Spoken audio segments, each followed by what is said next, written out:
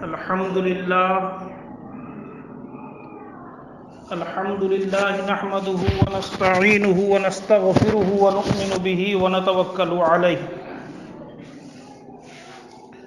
ونعوذ بالله من شرور أنفسنا ومن سيئات أعمالنا من يهده الله فلا مضل له ومن يضلله فلا هادي له ونشهد أن لا إله إلا الله وحده لا شريك له أما بعد قال الله تعالى أعوذ بالله من الشيطان الرجيم بسم الله الرحمن الرحيم ومن يتوكل على الله فهو حسبه إن الله بالغ أمره وقد جعل الله لكل شيء قدرا وقال النبي صلى الله عليه وسلم وَاعْلَمُوا أَنَّ الْأُمَّةَ لَوْ اجْتَمَعَتْ عَلَىٰ أَنْ يَنْفَعُوكَ بِشَيْءٍ لَمْ يَنْفَعُوكَ إِلَّا بِشَيْءٍ قَدْ كَتَبَهُ اللَّهُ لَكَ وَلَوْ اجْتَمَعُوا عَلَىٰ أَنْ يَضُرُّوكَ بِشَيْءٍ لَمْ يَضُرُّوكَ إِلَّا بِشَيْءٍ قَدْ كَتَبَهُ اللَّهُ عَلَيْكَ أو كما قال علیہ الصلاۃ والتسلیم۔ محترم حاضرین جمعہ، میرے بزرگوں،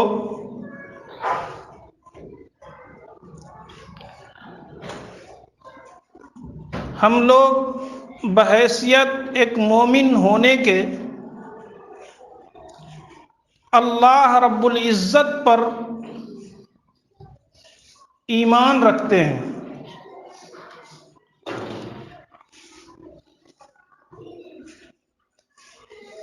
ہمارے ایمان کی جو چند وجوہات، چند قسمیں ہیں، ان کو ایمان مفصل کے طور پر، ایک تو ہوتا ہے لا الہ الا اللہ محمد رسول اللہ، یہ تو ایمان کی بنیاد ہے۔ ان دو کے بغیر تو ایمان کا ایک ذرہ بھی، ایک نقطہ بھی نہیں پایا جائے گا دل کے اندر۔ یہ تو جڑ ہے، لا الہ الا اللہ محمد الرسول اللہ۔ اللہ رب العزت کی وحدت کا اقرار زبان سے، دل سے، اور محمد الرسول اللہ صلی اللہ علیہ وسلم کی رسالت کا اور نبوت کا اور خاتم النبیین ہونے کا اقرار زبان سے اور دل سے، یہ دو چیزیں ایمان کے لیے، مومن کے لیے جڑ ہے۔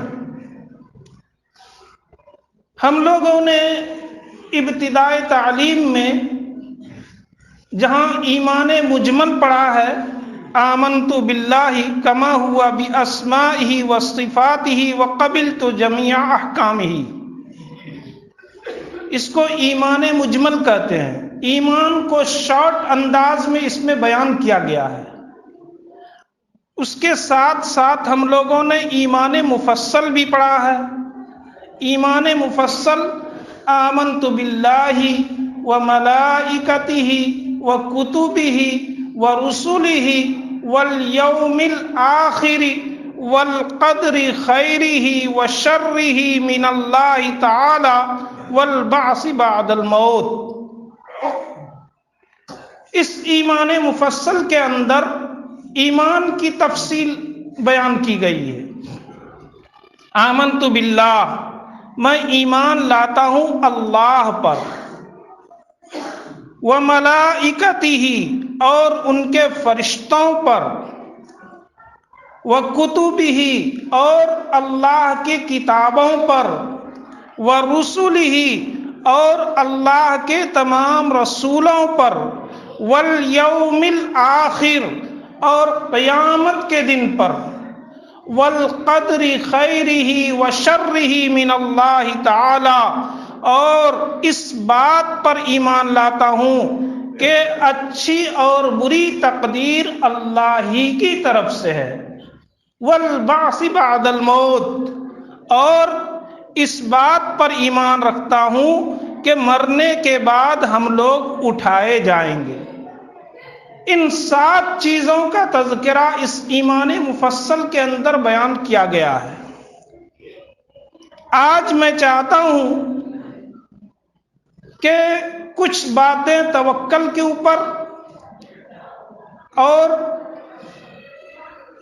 کچھ باتیں تقدیر کے اوپر آپ حضرات کے سامنے پیش کروں۔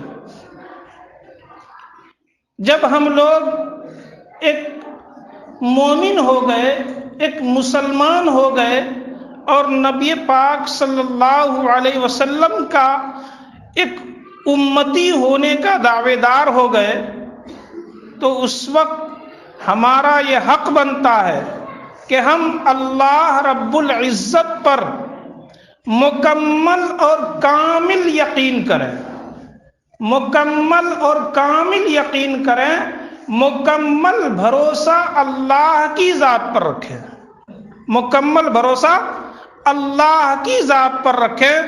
لا فاعل الا اللہ۔ اس دنیا کے اندر ساری حرکتیں اللہ کی اجازت سے ہیں، اللہ کے حکم سے ہوتی ہے۔ لا فاعل الا اللہ۔ دنیا کے اندر جتنی بھی چیزیں وجود میں آئی ہیں اور وجود میں آتی ہیں، ساری چیزیں کس کے حکم سے ہیں؟ اللہ رب العزت کے حکم سے ہیں۔ لا فاعل الا اللہ۔ اس بات کا یقین ہمارے دل کے اندر ہونی چاہیے، اس بات کا یقین ہمارے دل میں ہونی چاہیے، اللہ کی ذات پر مکمل بھروسہ ہونا چاہیے، اللہ کی ذات پر مکمل بھروسہ ہونا چاہیے۔ لیکن چونکہ شیطان بھی ایک مومن کے پیچھے پڑا ہوا ہے، ایک مسلمان کے پیچھے پڑا ہوا ہے، وہ اپنا کام کرتے رہتا ہے، اس لیے ان کی ساری کوشش، ان کی شیطان کی ساری کوشش جو ہوتی ہے وہ اس بات پر ہوتی ہے کہ ایک مومن کے ایمان کو کمزور کر دیا جائے، ایک مومن کے ایمان کو کمزور کر دیا جائے، اس چیز پر شیطان کی ساری کوششیں ہوتی ہے۔ پکا سچا مومن کون ہوتا ہے؟ جو اللہ پر مکمل یقین رکھتا ہو۔ شیطان ہم کو کئی طریقے سے بہکاتا ہے۔ مثال کے طور پر ابھی ہم لوگوں نے دھان کے پیداوار کیا، کھیتی کی، شیطان کیا دماغ میں بات ڈالتا ہے کہ بارش ہوئی تو کھیتی ہوئی۔ شیطان کیا کہتا ہے؟ بارش ہونے کی وجہ سے، وقت پر بارش ہونے کی وجہ سے کھیتی ہوئی۔ اب دیکھیے ہمارا دماغ، ہمارا ایمان جو اللہ پر ہونا چاہیے اس کو کہاں لے کے جا رہا ہے؟ بارش کے اوپر لے کر کے جا رہا ہے، بارش کے اوپر لے کر کے جا رہا ہے۔ میرے بزرگوں، ہم لوگوں نے دیکھا ہے کہ آم پھلتا ہے، جامن پھلتا ہے، کٹہل پھلتا ہے، یہ سب کہاں سے پھلتا ہے؟ ایک درخت میں پھلتا ہے۔ درخت میں پھلتا ہے کہ نہیں پھلتا ہے؟ درخت میں پھلتا ہے۔ لیکن ہم اور آپ اگر آم کے درخت کو چیر کر کے دیکھیں گے، پھاڑ کر کے دیکھیں گے تو اس کے اندر سے آم نکلتا ہے؟ آم نہیں نکلتا ہے۔ لیکن اللہ کی ذات ایسی سپر پاور ہے، ایسی طاقت والی ذات ہے کہ اس ایک درخت کے اندر سے اللہ رب العزت میٹھا، رسیلا اور ذائقہ دار آم کو پیدا کرتا ہے، جامن کو پیدا کرتا ہے، کٹہل کو پیدا کرتا ہے، ہر چیز کو پیدا کرتا ہے۔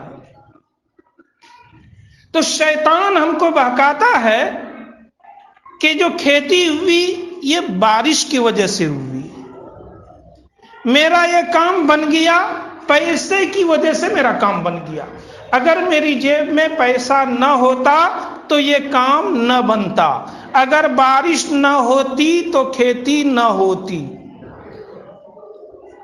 میرے بزرگوں، اگر کوئی راجا اپنی رعایا کو، پبلک کو کسی کام پر خوش ہو کر کے انعام لکھتا ہے، قلم سے انعام لکھتا ہے کہ بھائی اس فلاں آدمی کو، فلاں پبلک کو، فلاں رعایا کو بادشاہ کی طرف سے 10,000 روپے انعام ہے، تو 10,000 کا جو چیک لکھا گیا وہ قلم سے لکھا گیا، قلم سے لکھا گیا، چیک کے اندر جو 10,000 جو روپے جو لکھا گیا وہ قلم سے لکھا گیا۔ لیکن ہم اور آپ بتائیں، کوئی کہتا ہے کہ قلم نے ہم کو 10,000 روپے دیا؟ کوئی کہتا ہے؟ اگر کوئی کہے گا تو اس کو 1 نمبر کا بیوقوف اور نادان سمجھا جائے گا۔ انعام دینے والی ذات بادشاہ کی ہے، لیکن سبب اور ذریعہ کے طور پر قلم کو استعمال کیا گیا۔ اصل انعام دینے والا کون ہے؟ بادشاہ ہے۔ اسی طریقے سے اللہ رب العزت جو ہے اصل خالق ہے، اصل کھیتی کرنے والے ہیں، اصل پھل دینے والے ہیں۔ یہ سبب کے طور پر اللہ رب العزت بارش کو برساتے ہیں، اللہ رب العزت اس دنیاوی اسباب کو پیدا کرتے ہیں۔ ایک دوسرا طریقہ شیطان کیا کرتا ہے؟ بہکاتا ہے، ایک مومن کے ایمان کو کمزور کرتا ہے کہ دیکھو ایک قاتل، ایک طاقتور قاتل ایک مجبور اور کمزور کو قتل کرنے پر قوت رکھتا ہے، طاقت رکھتا ہے۔ اگر وہ چاہے تو اس کو قتل کر سکتا ہے اور نہ چاہے تو اس کو چھوڑ سکتا ہے۔ تو کیا قاتل خدا ہو گیا؟ قاتل خدا نہیں ہوتا ہے۔ اس کی مثال یہی ہے کہ اگر کوئی جانور، کوئی چیونٹی قلم کو لکھنے والا، جو قلم چل رہا ہے اسی قلم کو خالق سمجھ لے کہ قلم اپنے مختار ہے، قلم خود پاور رکھتا ہے کہ وہ چلے یا نہ چلے۔ بس یہی مثال ہے کہ قاتل کو ہم دیکھ کر کے یہ سمجھ رہے ہیں کہ قاتل خود مختار ہے کہ سامنے والے کو قتل کرے یا اس کو چھوڑ دے۔ قاتل مختار نہیں ہے، قلم مختار نہیں ہے، قلم کو چلانے والا ہاتھ ہے، اور اس ہاتھ کے اوپر بھی اللہ رب العزت کی مشیت ہے، اللہ رب العزت کی مشیت ہے۔ اللہ رب العزت جب چاہیں گے تو دنیا کا ایک پتا ہلے گا، اور نہیں چاہیں گے تو ایک دنیا کا پتا بھی نہیں ہل سکتا۔ یہی ہمارے لیے توحید ہے، یہی مین ہمارے ایمان کی جڑ ہے اور ایمان کا بنیاد ہے۔ جس مومن کے دل کے اندر یہ جڑ مضبوط ہے، یہ توحید والی صفت مکمل طور پر پائی جاتی ہے، اس کا ایمان مضبوط ہے، اس کا ایمان کامل ہے۔ میرے بزرگوں، اللہ رب العزت کے اوپر ہم سب کو کامل اعتماد رکھنا چاہیے، مکمل اعتماد رکھنا چاہیے۔ میں نے قرآن پاک کی جو آیت پڑھی ہے، وَمَن يَتَوَكَّلْ عَلَى اللَّهِ فَهُوَ حَسْبُهُ، جو انسان اللہ کی ذات پر اعتماد کر لیتا ہے، توکل کر لیتا ہے، فَهُوَ حَسْبُهُ، تو اللہ کی ذات اس کے لیے کافی ہو جاتی ہے، اللہ کی ذات اس کے لیے کافی ہو جاتی ہے۔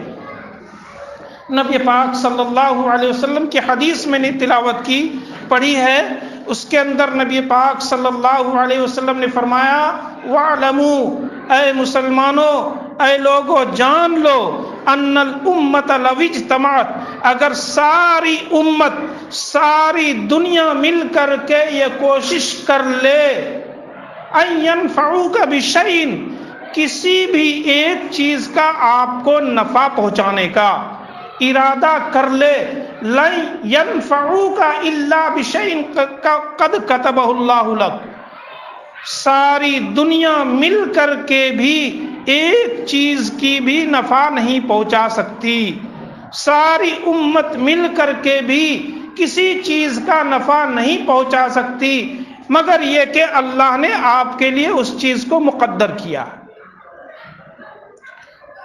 وَلَوْ اجْتَمَعَتْ أَنْ يَضُرُّوكَ بِشَيْءٍ، اور اگر ساری دنیا مل کر کے، ساری امت مل کر کے آپ کو نقصان پہنچانا چاہے، آپ کو تکلیف دینا چاہے، لن یضروک الا بشیء قد کتبہ اللہ علیک، تو ساری دنیا مل کر کے بھی آپ کا تھوڑا بھی نقصان نہیں کر سکتی۔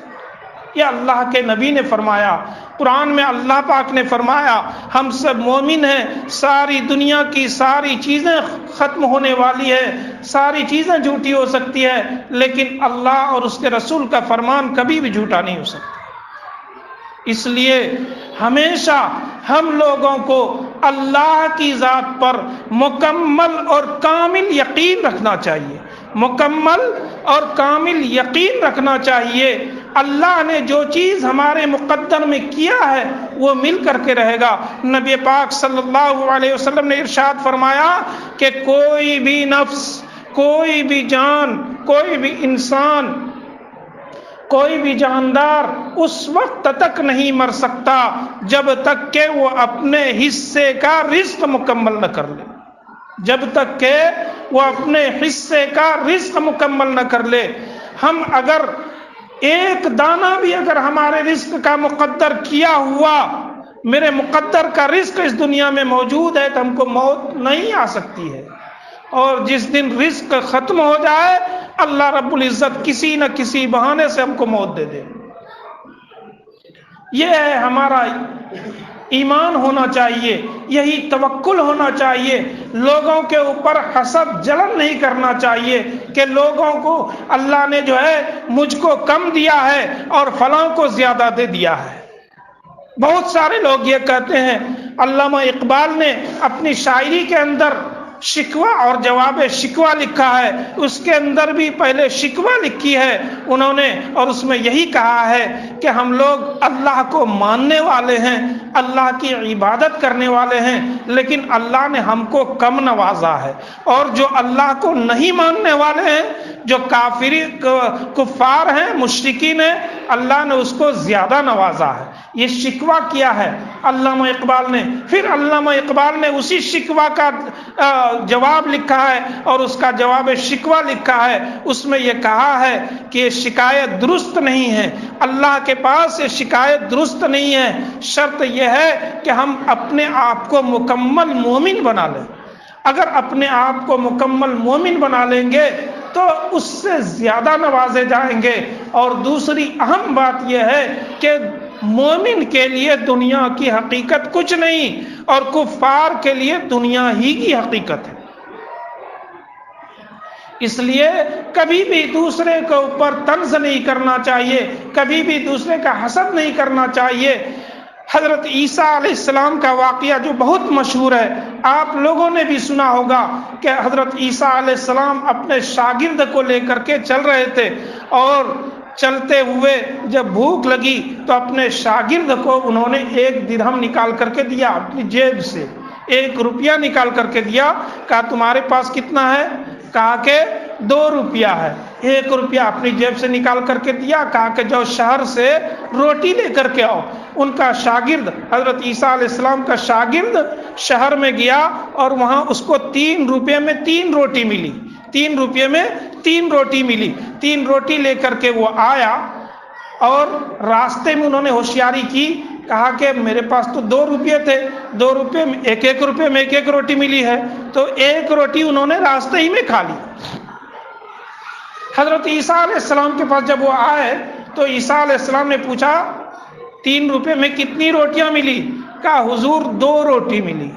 کہا حضور 2 روٹی ملی۔ عیسیٰ علیہ السلام چونکہ اللہ کے نبی تھے، ان کو تو وحی ہوتی تھی، تو وہ تو سمجھ گئے۔ کہا اچھا 2 ہی روٹی ملی تھی، 1 شاگرد کو دی اور 1 خود کھا لی۔ اس کے بعد شاگرد کو لے کر کے چلے، راستے میں دریا پڑا، سمندر پڑا، وہاں کشتی کوئی نظر نہیں آئی، تو شاگرد نے کہا حضرت اب کیسے پار کریں گے سمندر؟ تو حضرت عیسیٰ علیہ السلام نے کہا کہ میں اللہ کا نام لے کر سمندر میں آگے آگے چلتا ہوں، تم میری دامن پکڑ کر کے، میرا دامن پکڑ کر کے تم میرے پیچھے پیچھے آؤ۔ تو عیسیٰ علیہ السلام آگے آگے اور ان کا شاگرد پیچھے پیچھے چلا، سمندر پار کر لیا۔ جیسے سمندر پار ہوا تو شاگرد نے کہا حضرت آپ تو بہت زبردست معجزے والے نبی ہیں، تو عیسیٰ علیہ السلام نے کہا میرا یہ معجزہ دیکھ کر کے تمہارا ایمان میں کچھ بڑھا اڑا کہ نہیں بڑھا، یقین بڑھا کہ نہیں بڑھا؟ کہاں حضرت بہت میرا ایمان بڑھ گیا۔ کہا بتاؤ 2-3 درہم میں کتنی روٹیاں ملی تھی؟ کہا حضرت 2 ہی روٹی ملی تھی۔ کہا اچھا۔ پھر وہاں سے چلے، راستے میں جب چلے تو ایک جگہ ہرن کا گول نظر آیا، ہرن کا ریوڑ نظر آیا، بھیڑ نظر آیا۔ حضرت عیسیٰ علیہ السلام نے ایک ہرن کو اشارہ کیا، ایک ہرن کو اشارہ کیا، ہرن عیسیٰ علیہ السلام کے پاس آیا، عیسیٰ علیہ السلام نے اس کو ذبح کیا، گوشت بنایا، کھایا، اور کھانے کے بعد عیسیٰ علیہ السلام نے اس کے کھال پر ٹھوکر ماری اور ٹھوکر مار کر کے کہا اللہ کے حکم سے زندہ ہو جا۔ وہ ہرن زندہ ہو گیا۔ شاگرد نے کہا حضرت آپ کا یہ معجزہ تو بہت زبردست معجزہ ہے۔ کہا کہ میرے اس معجزے کی وجہ سے تمہارا ایمان کچھ تازہ ہوا؟ کہا جی حضرت بہت تازہ ہوا۔ کہا بتاؤ 3 درہم میں 3 روپے میں کتنی روٹی ملی تھی؟ کہا کہ حضرت 2 ہی روٹی ملی تھی۔ کہا اچھا ابھی بھی تمہارا ایمان کمزور ہے۔ پھر چلے، اور چلنے کے بعد جنگل میں 3 سونے کی اینٹ ملی، 3 سونے کی اینٹ ملی۔ اب شاگرد سوچنے لگا کہ 1.5 اینٹ دونوں کے حصے میں آئے گی۔ عیسیٰ علیہ السلام نے کہا 1 اینٹ تمہاری، 1 اینٹ میری، اور تیسری اینٹ اس شخص کی ہے جس نے تیسری روٹی کھائی ہے۔ شاگرد نے کہا حضرت تیسری روٹی میں ہی کھایا تھا۔ وہاں پر قبول کر لیا۔ کہا اچھا تم ہی کھائے تھے؟ کہا لے لو یہ تم تینوں اینٹ لے لو۔ تینوں اینٹ ان کو دے دیا، اپنے شاگرد کو دے دیا، اور عیسیٰ علیہ السلام آگے چلے گئے۔ اب شاگرد سوچنے لگا کہ سونے کی 3 اینٹ ہے، اس تینوں اینٹ کو لے کر کے میں کیسے جاؤں؟ جا رہا تھا، راستے میں 3 ڈاکو ملے۔ 3 ڈاکو نے ان کے اوپر حملہ کیا اور ان کو مار دیا، شاگرد کو مار دیا، اور تینوں اینٹ اپنے قبضے میں کر لیا۔ اب 3 ڈاکو اور 3 اینٹ، تینوں اینٹ لے کر کے تینوں ڈاکو چلے۔ راستے میں انہوں نے کیا کیا کہ جب بھوک لگی تو 2 ڈاکو ایک جگہ بیٹھ گئے اور ایک کو کہا کہ جاؤ شہر سے، ہوٹل سے تم روٹی لے کر کے آؤ، اس کے بعد کھا لیں گے۔ تینوں ایک ایک اینٹ لے کر کے اپنے اپنے گھر کو چلے جائیں گے۔ وہ جو تیسرا جو تھا ڈاکو، وہ گیا اور وہاں سے ادھر سے جب واپس ہوا تو اس نے سوچا کہ اگر ہم روٹی میں زہر ملا دیتے ہیں، کھانے میں زہر ملا دیتے ہیں، تو یہ دونوں تو مر جائے گا اور ہم جو ہے تینوں اینٹ لے کر کے گھر چلے جائیں گے۔ اس نے وہاں پلاننگ کی، اور یہ جو دونوں یہاں ڈاکو بیٹھا ہوا تھا، ان دونوں نے یہ پلاننگ کی کہ وہ جیسے ہی آئے گا اس کو مار دیں گے۔ جب ایک ساتھی مر جائے گا تو 1 اینٹ کا حصہ 2 ہو جائے گا، ہم دونوں میں 1.5 اینٹ لے لیں گے۔ ان دونوں نے یہاں پلاننگ کی، اس نے وہاں پلاننگ کی۔ وہ زہر والا کھانا لے کر کے وہ آیا، اور جیسے ہی اس کو ان دونوں ڈاکو نے دیکھا، اس کے اوپر حملہ آور ہوا اور اس کو ختم کر دیا، اس کو ختم کر دیا، اور اس کا لایا ہوا کھانا ان دونوں نے کھایا۔ چونکہ زہر ملا ہوا تھا تو یہ دونوں بھی ختم ہو گیا۔ اب بتائیے وہ سونے کی اینٹ کس کے مقدر میں آئی؟ اسی لیے کہتے ہیں کہ جو کچھ اللہ نے جس کے مقدر میں کیا ہے وہ اس کو حاصل ہو کر کے رہے گا۔ ساری دنیا مل کر کے اس کو روکنا چاہے تو اس چیز سے نہیں روک سکتی، اور جو چیز حاصل ہونے والی نہیں ہے ساری دنیا مل کر کے بھی چاہے تو اس کو حاصل نہیں کرا سکتی۔ اس لیے ہم لوگوں کو چاہیے کہ اللہ رب العزت پر کامل اور مکمل یقین رکھے، مکمل بھروسہ رکھے، اللہ کی ذات پر اعتماد رکھے، اس بات کا اعتماد کہ ساری دنیا کی ساری نقل و حرکت، ساری چیزوں کا ہلنا چلنا، کھانا پینا، مرنا جینا، یہ ساری چیزیں کس کے حکم سے ہیں؟ اللہ کے حکم سے ہیں۔ لا فاعل الا اللہ۔ اللہ رب العزت سے دعا ہے کہ اللہ رب العزت ہمیں اور آپ کو ان باتوں پر عمل کی توفیق عطا فرمائے، اور اللہ رب العزت کے شان کے مطابق ہم سب کو اللہ کی ذات پر توکل، اعتماد اور بھروسہ قائم رکھنے اور کرنے کی توفیق نصیب فرمائے۔ وآخر دعوانا الحمدللہ۔